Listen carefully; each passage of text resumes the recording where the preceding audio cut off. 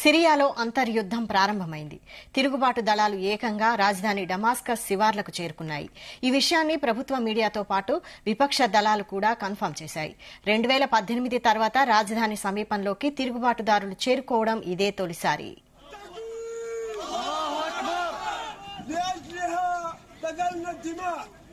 والفضل لله أولا ومن ثم للمجاهدين نعزوا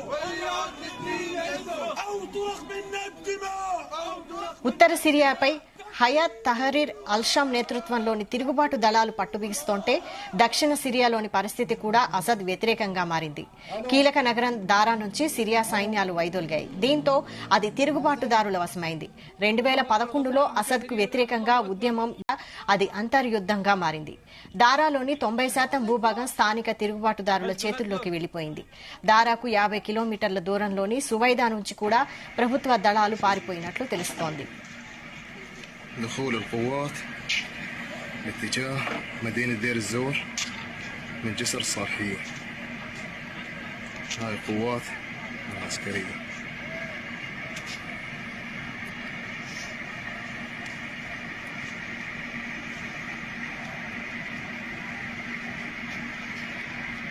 ఈ ప్రాంతాన్ని ఆక్రమించిన మైనారిటీ డ్రూజ్ తెగ మిలిటెంట్లు డమాస్కస్ దిశగా సాగుతున్నట్లు వార్తలొస్తున్నాయి. తిరుగుబాటుదారులు నగరాన్ని ఆక్రమిస్తారనే భయంతో డమాస్కస్ లోని వేలాది మంది పౌరులు లెబనాన్ సరిహద్దుకు చేరుకున్నారు. మరోవైపు డమాస్కస్ ను తిరుగుబాటు దళాలు చుట్టుముట్టాయన్న కథనాలను సిరియా సైన్యం తోసిపుచ్చింది. వారితో గట్టిగా పోరాడుతున్నట్టు ప్రకటించింది.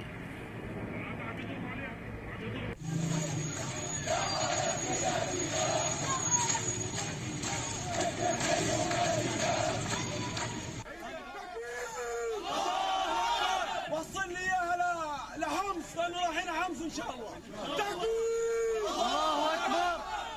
13 ఏళ్ల అంతర్యుద్ధంలో అసద్ పైచేయి సాధించడంలో కీలక పాత్ర పోషించిన రష్యా, ఇరాన్ల నుంచి ఈసారి డమాస్కస్ కు సాయం అంతంత మాత్రంగానే లభిస్తోంది. రష్యా పరిమిత స్థాయిలోనే వైమానిక దాడులు నిర్వహిస్తోంది. ఇవి తిరుగుబాటుదారులపై అంతగా ప్రభావం చూపడం లేదు. ఇరాన్ పరిస్థితి కూడా మాస్కో తరహాలోనే ఉంది. ఈ నేపథ్యంలో అసద్ ఈసారి సిరియా గద్దెను కాపాడుకోవడం కష్టమేనని విశ్లేషకులు అంటున్నారు.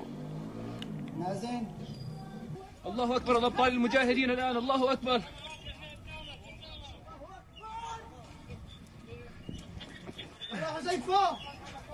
نزلوا نزلوا.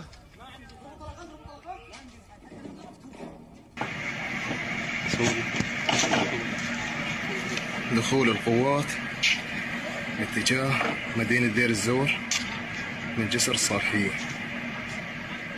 అధ్యక్షుడు అసద్ దేశం విడిచి పారిపోయారన్న వార్తలను సిరియా జాతీయ న్యూస్ ఏజెన్సీ ఖండించింది.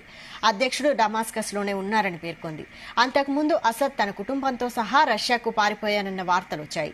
మరోవైపు డమాస్కస్ లో అసద్ కు వ్యతిరేకంగా ప్రజలు వీధుల్లోకి వస్తున్నారని వార్తలొస్తున్నాయి. సిరియా అల్లకల్లోలంగా ఉందని అమెరికా అధ్యక్షుడిగా ఎన్నికైన డొనాల్డ్ ట్రంప్ పేర్కొన్నారు. సిరియా సంక్షోభంలో తమ పాత్ర లేదని చెప్పారు.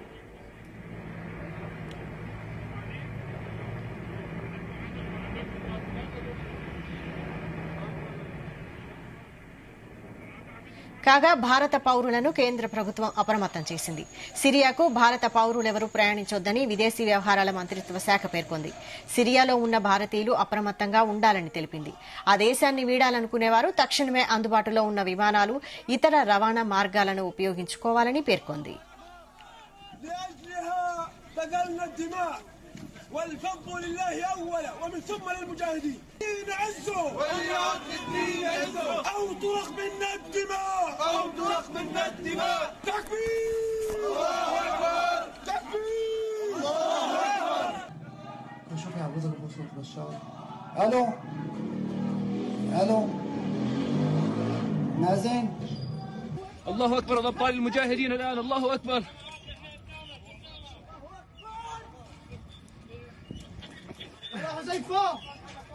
نزلوا